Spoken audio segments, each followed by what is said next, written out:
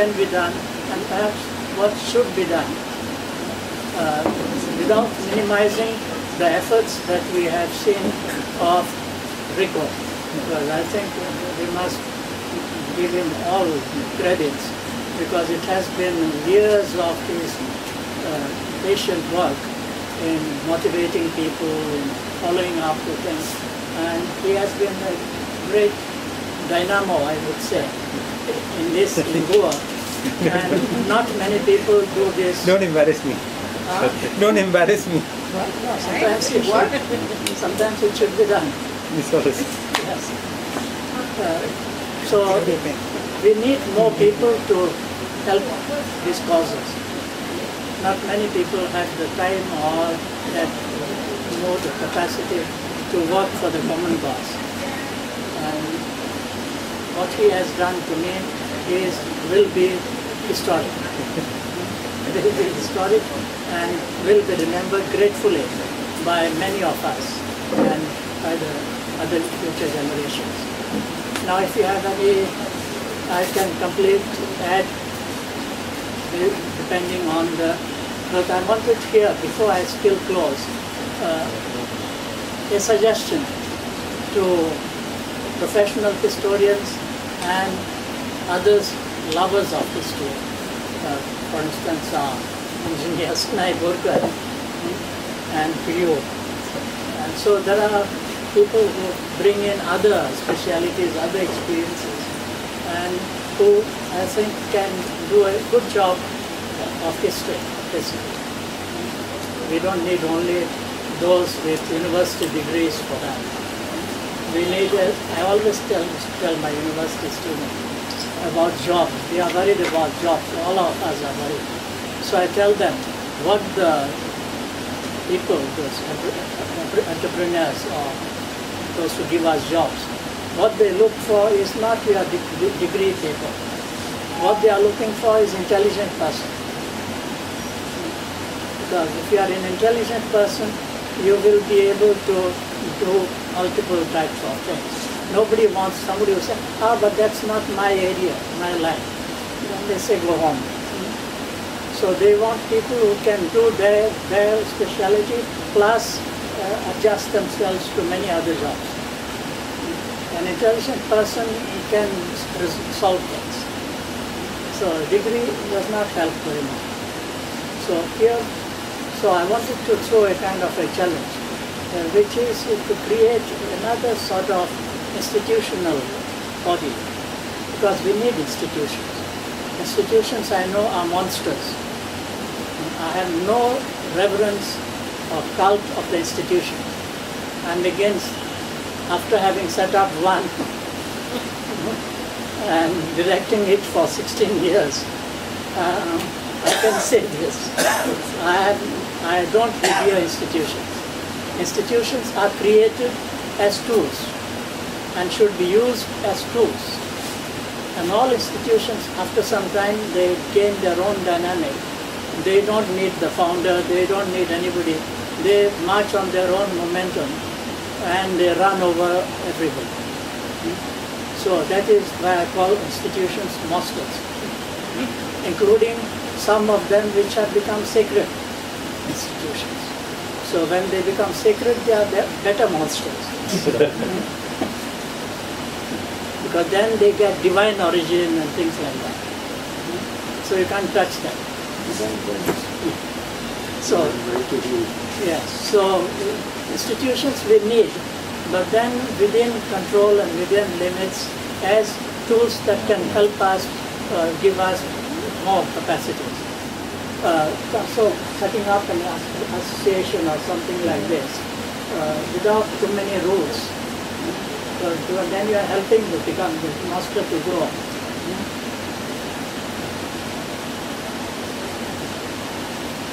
The idea was to suggest a project, which from my own experience is possible and can help to promote history of Goa. When I say history, it's history of Goa. And for instance, in 1986, when I was at the Xavier Center, we commemorated 25 years of Goa's liberation. And there were many of those freedom fighters who were still alive, many of them. So I could get practically all of them there. I don't know whether you remember. But practically all of them, not only from Goa but even from Pune. And they came. And on that occasion, I did not know much about him, but he came as an observer. But then the way he was talking to the old veteran fellows there as an equal, I said, this man, I should have invited him. He was James Fernandez. He was still teaching at St. Xavier's College in Mapsa. And then when I heard, sitting with him, what had been his past, I found it fantastic.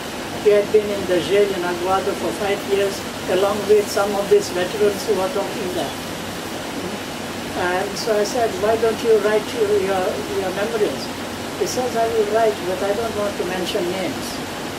So I said, look, you are going to write the names. I might do something to cover them up or something. Let's think of that. But write the names, because we need them for history. And finally we got down to it, and I could publish it in the next year as In Quest of Freedom. So it's available online if you want to read and Google Books. You can read the whole book minus some pages, as Google Books do. So for those who want to... It's also available on sale, I think. It's still in print, concept. Then more recently, I could convince another chap, the book which was released from Goa to Patagonia, was son of Freeland Mashad, Freeland Dimel, who was president of the municipality of Panjim, who put all those plants which are still there heavily. The trees on the Kampal road were planted by him, brought from places like Cuba, or where was it? From South America. I think he is somewhere in Brazil. So he was in Uruguay. He exiled himself. The other brother. The father exiled himself to Brazil. When he finished his term as MP in the Portuguese Parliament.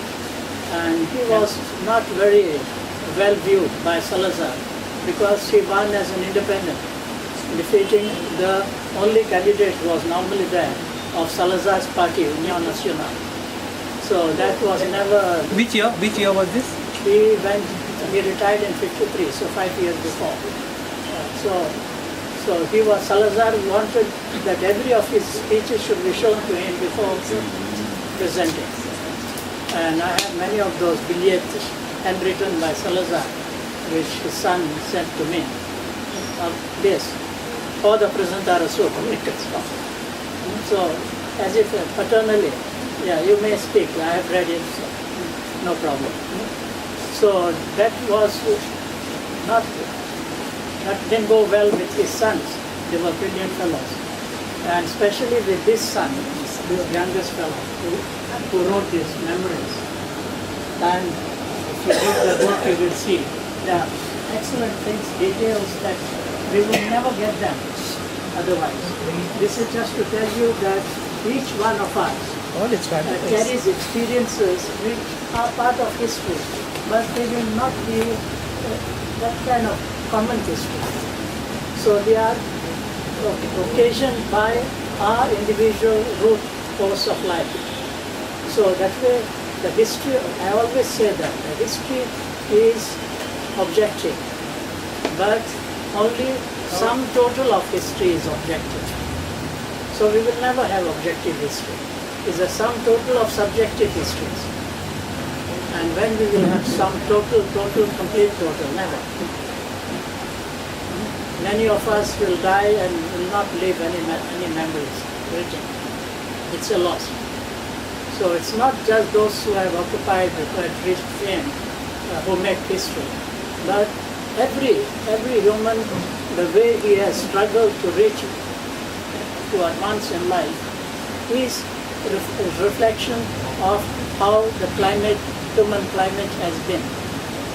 So my proposal is to use this from these two examples that I gave, which were possible, not easily possible to convince, but it was possible, because this gentleman of Quaylan Machado's, the Melo's son, was angry with me over something. But then later he became my greatest friend. So that was a wonderful thing. And so that should be possible. Each one of us have access to different people. I may not have access to some person. You may have. So taking advantage of this access that we can have to some people, I think we should get them to talk. So history of Goa through our ancestors, or to our elders, call it what you like.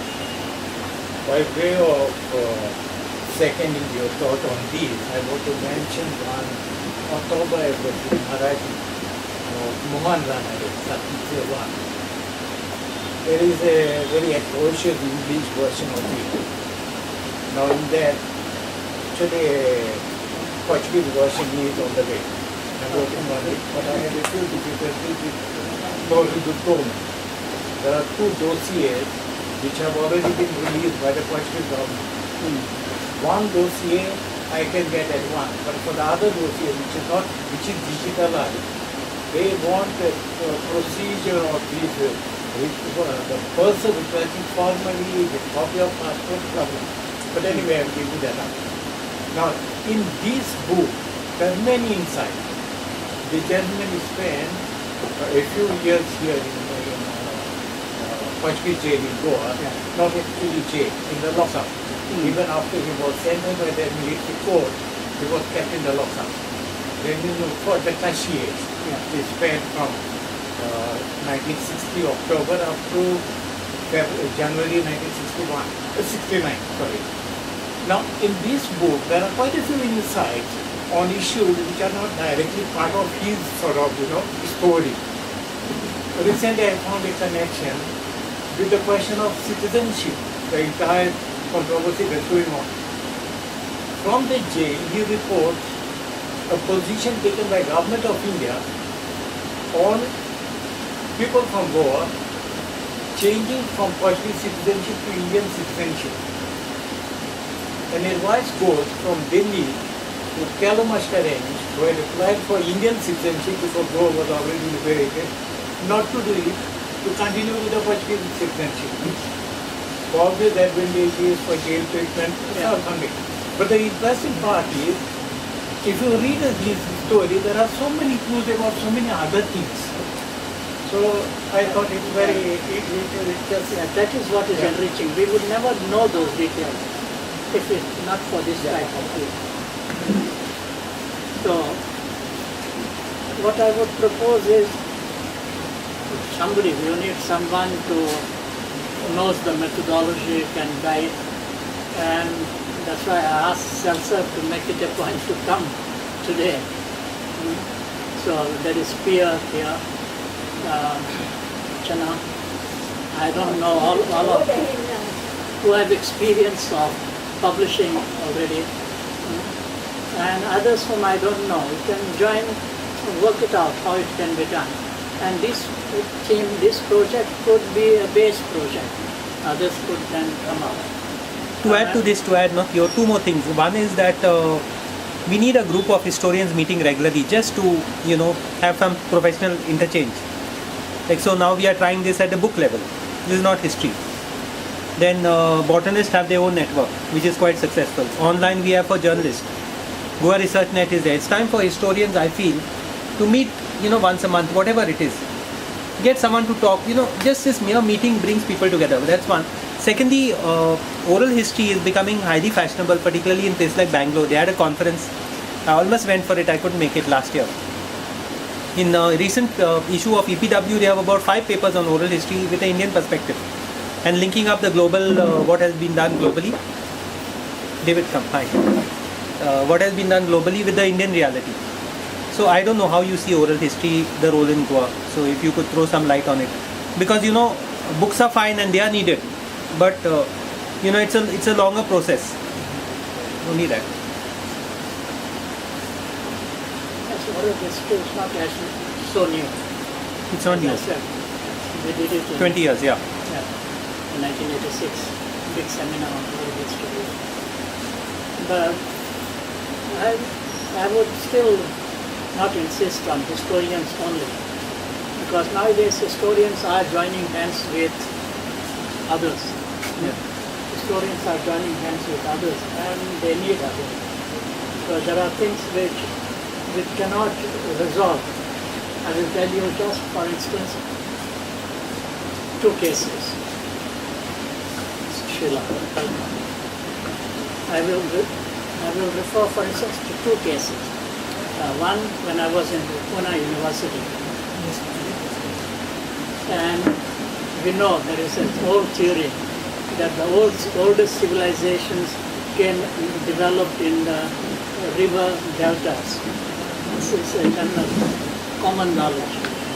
Nile, Congo, Ganges, so the oldest. But then they found one as equal as Mohenjo-daro in Indapur, which is in the Deccan. So there is as old as Mohenjo-daro in the hot Deccan plateau. And the question This to distract you. Sorry. is that me? This is drawing history. You minus 5 years, he flatters, it makes you look younger also. Must be. Nambara distare. Sure. Certified. Send some historian. Sorry. So what I was saying, that came up, that idea, and we historians had no answer. So the geography department people invited some of us to visit Indapur with them in the month of June, May, June. And we saw the ground where those pottery, those pot sheds and all were found. And what was that? Cracks on the Deccan Plateau. Because normally we explain that in the Nile and those places, because of alluvial soil, which did not require iron implements, so you could take a branch of a tree and make furrow and throw seeds and they would grow. But here, you didn't even require a wooden thing. The land was already cracked. So you had only to throw the seeds into the cracks and wait for the rains. So this I say because very often historians go to see the documents, they don't find them. So the groundwork, the field work or geography could help us to understand. There is also that famous case of Vasco da Gama. He arrives in end of May in Calicut. Nobody around that time would venture into the sea because it's already pre-monsoon. So the sea is already wide. But the Portuguese would explain it. So our knowledge of navigation was excellent. So we could do it at any time. So that is the bravado of the Portuguese historians. But there was no other explanation why Vasco da Gama could still be there at the May and then the months, that period. And recently meaning now it's already 15 years, an MA, MPhil dissertation of an MPhil student of NIO on Mukherjee. So he did his research on that coast of Kerala, where he discovered there are 2 kilometers by 1 kilometer. Those are sort of 3 places where the waves do not rise more than few inches, while elsewhere they are higher. But only in those 3 places waves are subdued, because the first rains bring a lot of loose mud from the mountains into the sea there, which makes it that kind of a soup, which does not allow the to rise. So this was known for centuries, especially to the Chinese used to come to trade in that area, and they used to put their ships there. And when the Portuguese arrived there, the local people, they are normally good people, all local, normal people. Politicians are bad. So they felt pity for those Portuguese who were there. They said, come, don't stay there. Put them here. But then Vasco da Gama was suspicious of everyone because he had some bad experience on the way in Africa, Mozambique and then Mombasa. So he said, no, we are quite okay here. But then within few days he realized they were not quite okay. So he had to take his boats and put them there. So you see how we need marine science, we need geography to understand history. So very often I'm skeptical of leaving it only to the historian. So is it a good thing or bad thing when people from other disciplines get involved in this? It is necessary. There are risks also, no? There are risks involved, no? No, there should be open-minded people. Like some of our books have been written by non-historians. Like this book on ROC is written by Themis, who is a chemical engineer. The book on DNA and Goan origins, The Last Prabhu, is by Bernard Souza, who is also from the world of chemistry. So I feel that they are bringing in new insights, but there is a certain risk because if you don't grow with the discipline. No, they get in touch with historians. Both of them at least have been in dialogue with me for years. You know what happens, your formal studies are for 3 or 4 years in a discipline. You might end up spending far more out of your own interest in an area, and in the process you will interact with the experts. So I don't see a risk. All of them interact with others. All of them interact. It is a good thing, no doubt, because you're bringing in your own special skills from another discipline. But the only risk is that you're coming with that baggage. No, sometimes. I would say it's the other way around. You're coming out of your sheer interest and passion. You're not coming because some stroke of destiny put you in the history class. If I may say so, giving very well. You know, I'm just throwing this opinion that when a person is studying history, you know, he puts alignment for him that he has to do things this way. While a person who is not from the field of history but who is passionate about history or anything, his horizon is 180 or 210. Right. However, you know, like I would like to agree, I would like to agree with Nico and there is a need to draw a line between the 210 vision and 90 degrees parallel, because whatever these people have seen may have not come within the sights of the actual history. We restrict themselves to documents and certain registered facts, while this person, through his passion, he either interacts with people, he sees something which he doesn't understand. But if there is a forum in between, maybe that could give us a defined ideology of what. Of course, there are all examples here. Like David is a well-noted photographer, and he comes from the world of biochemistry. This is an architect who is doing this. He keeps saying not finished. So he's an architect basically. I think you've forgotten the word, you know, the difference between profession and passion. Yeah. They totally forgotten that. You know, so a profession, you know, could be one, but his passion could be this. So you leave history for the so-called expert in history. And very often the expert can be totally wrong, or they can be pseudo-experts. And a lay person sometimes has a better insight into the thing. A person who has lived history can know more than the historian himself. Suppose a present day I may know more than what the historians know. I'm not a historian, but I'm just not expert on anything. I may be wrong.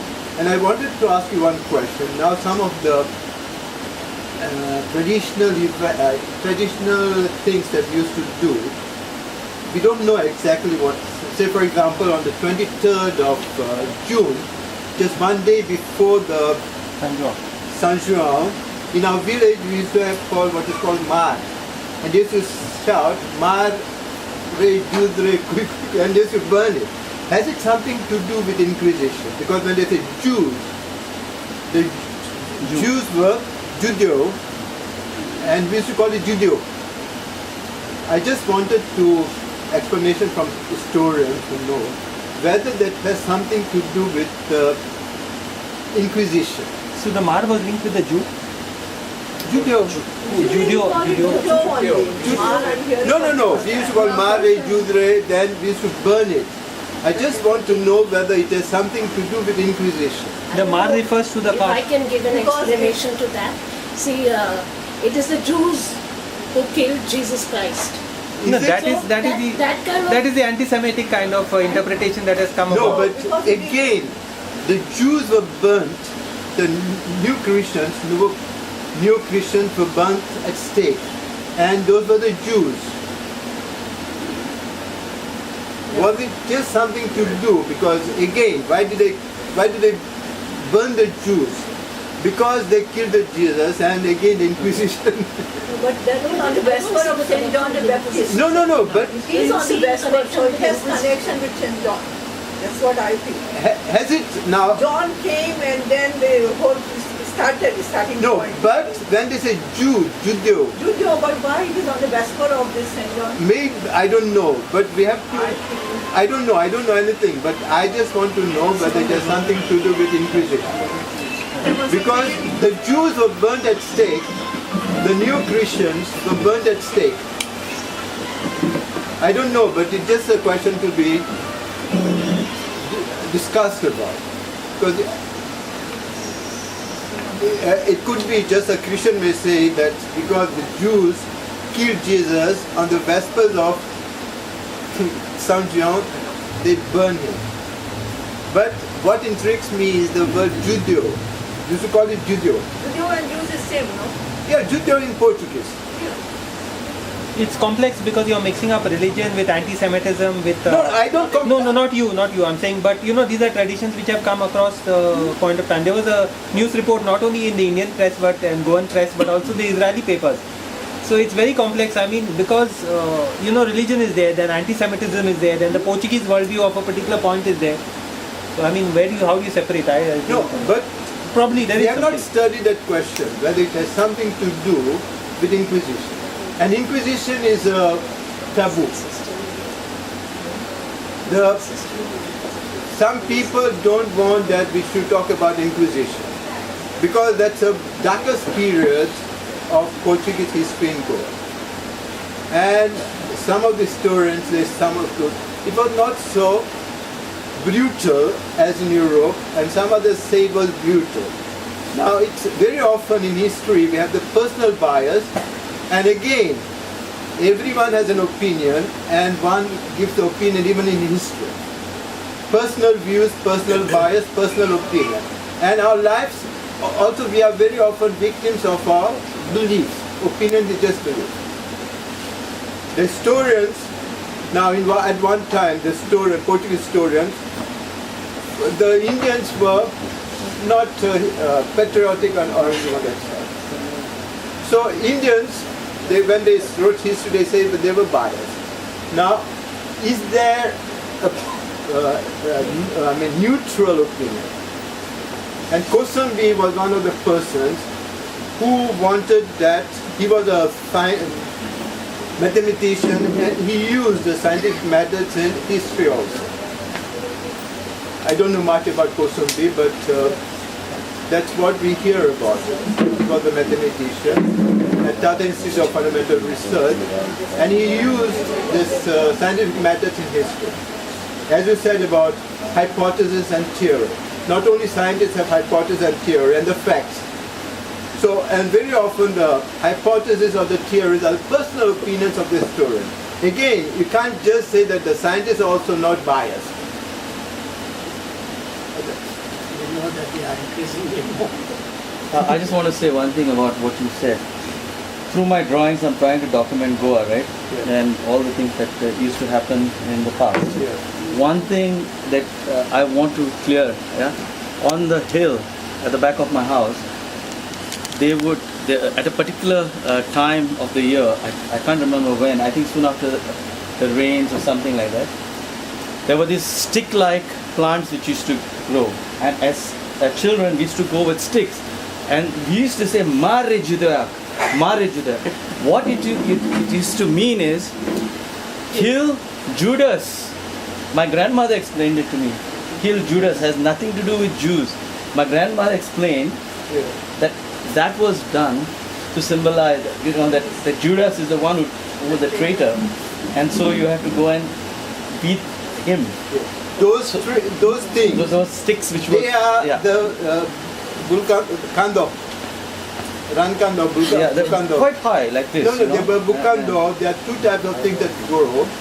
Soon after the rains, they give shoots, and just before the rainy season, they give flowers.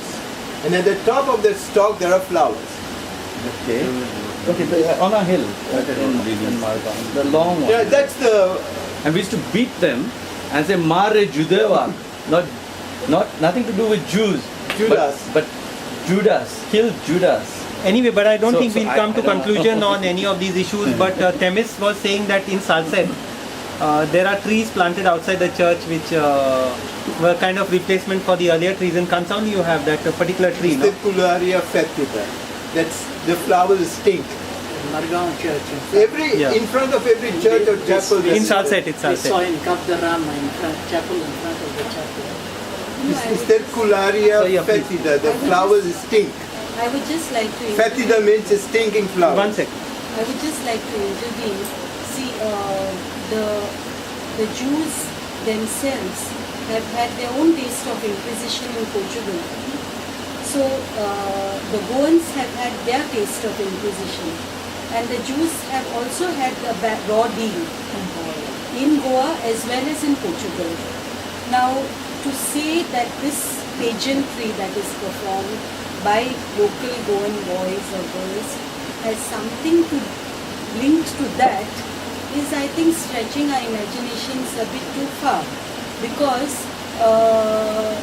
here we have to distinguish between the Portuguese attitude to the Jews and the Goan native attitude to the Jews, which was not the same. No, I don't say that. What I just say is how do you explain that phenomenon, that pageant? You have to explain some of the things that come down through ages. It has some background to them. And as you said, you must have imagination. Answer The historians also must is have- we don't have our answer at this point. But I'll be grateful if Joseph could just explain in 2 minutes what he's doing to his drawings. Here is one of it. No. All I do is I read whatever the historians have written, and I ask the elderly folk what they used to do in terms of maybe their culinary methods of preparing meals, or just how they used to live their life in the old days. And I investigate into that, and I start and I sketch, and I put it up on my Facebook page, so that my own sons, who are like 18 and a half years and 16 and a half years, who have no contact with Goa, they don't know how we used to make our flour, for example, the dante or the rogado for making the curry paste or something like that. Because these are things that we are going to lose soon, and I'm trying to document that through drawings and through research, and basically you learn so many different things, like traditions, why the traditions started. And sometimes I don't get answers to why they have started or how they have started. And that kind of piques my interest and wants me to go deep into historical writings and want to know how it started, why it started, where it started, I'd like to interrupt. Yeah. I think we have got that from Sumerians, the Iranians, old culture, because they still have that tradition. Today, the streams are used for the dante thing. Yeah. They have made carved in the stones. They are similar like the dantes which we use in Goa. Yeah. They still exist in villages in Iran. Okay. So the Sumerians had a lost contact with Goa much before than anywhere in the part of India. So we have got that tradition from them. In fact, Rico, if I can intervene here, I have another forum called as Sanskritic. It reads as Sanskritic, but it is Sanskritic without Indicism. SANS. SANS. Now, the forum basically is related to this. there are quite a lot of customs that we do. We don't understand why we do them. There are a lot of festivals what we follow. We don't know why we are following them. Because the very reason for which they were started has been forgotten. And I think there is some type of,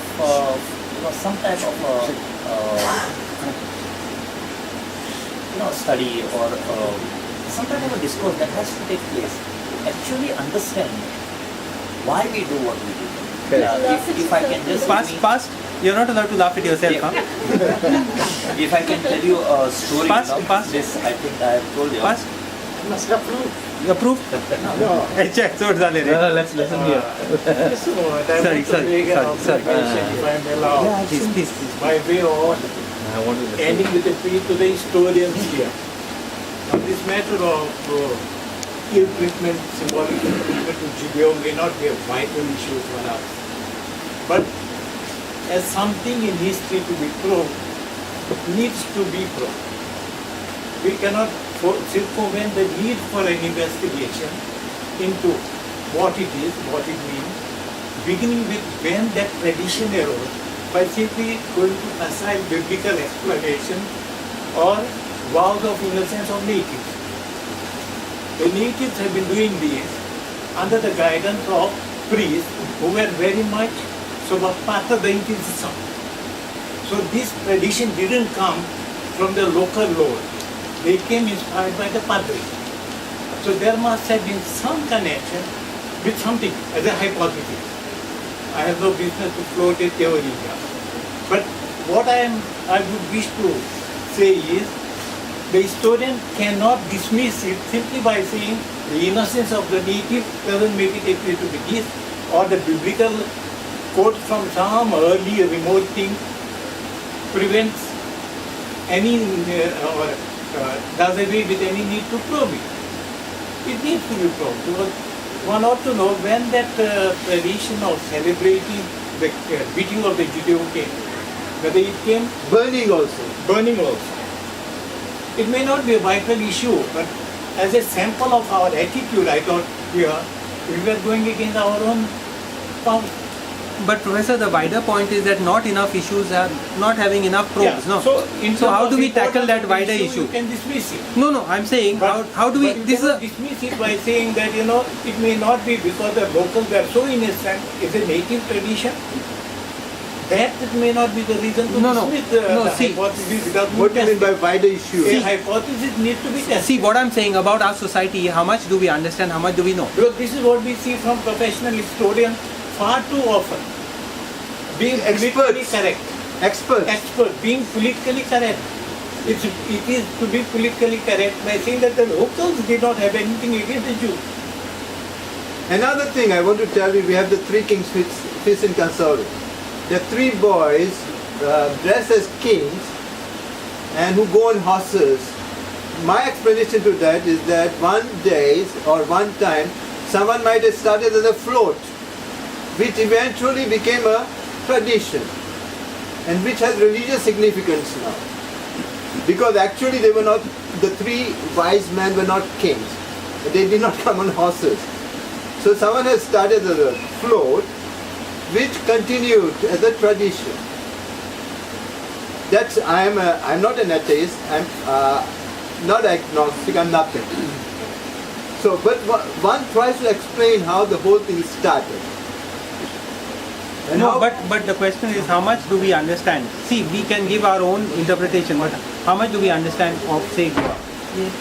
At the end of the day, whatever we blame the Portuguese for, they were the first guys who believed in documenting, keeping records, good, bad or indifferent, whatever, it showed them in bad light also. But how much of it are we ourselves doing? I feel that it's totally inadequate. Sorry. Here, Doctor just mentioned heritage of saints, which we call as Opari. And I remember the Opari that is very apt to this. It goes that Naran asa bara zota, bik magun khatam. In other words, you have a lot of we have got history all around us, but we prefer somebody else to come and tell us what our history is. We don't make an attempt to understand what is our own, understanding by listening to, looking at festivals, listening to oparis, listening or seeing certain things, or maintaining our heritage.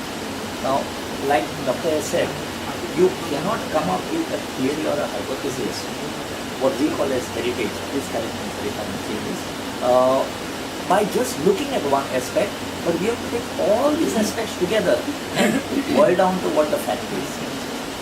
Like personally speaking, like we were talking about different things, I have always been professing, even in my own house, which is there for the last 276 years in Souza, that How many years?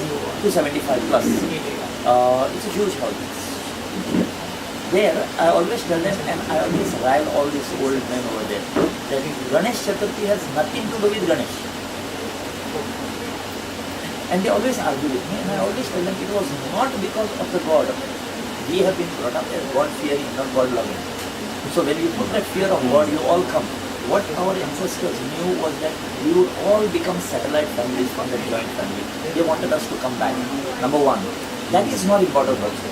What is more important than the real issue of this festival? I'm not naming the festival again, but this festival, it has nothing to do with God. It has to do with people, and very importantly, the Matori which is on top of that. You see, it is given a preference over the gods. What we have forgotten, we put in Australian kiwis, some African bees that we are getting in the market now. No, we are not supposed to put that. We are supposed to put the jungle local things which have got herbal berries. We have got the tulsi outside. How it looks is not important. The plant is important.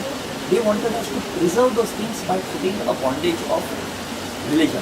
I stand to be corrected again, but this is what the basic meanings of festivals we have forgotten. We only go around this competition. We go around these certain figures that we create and certain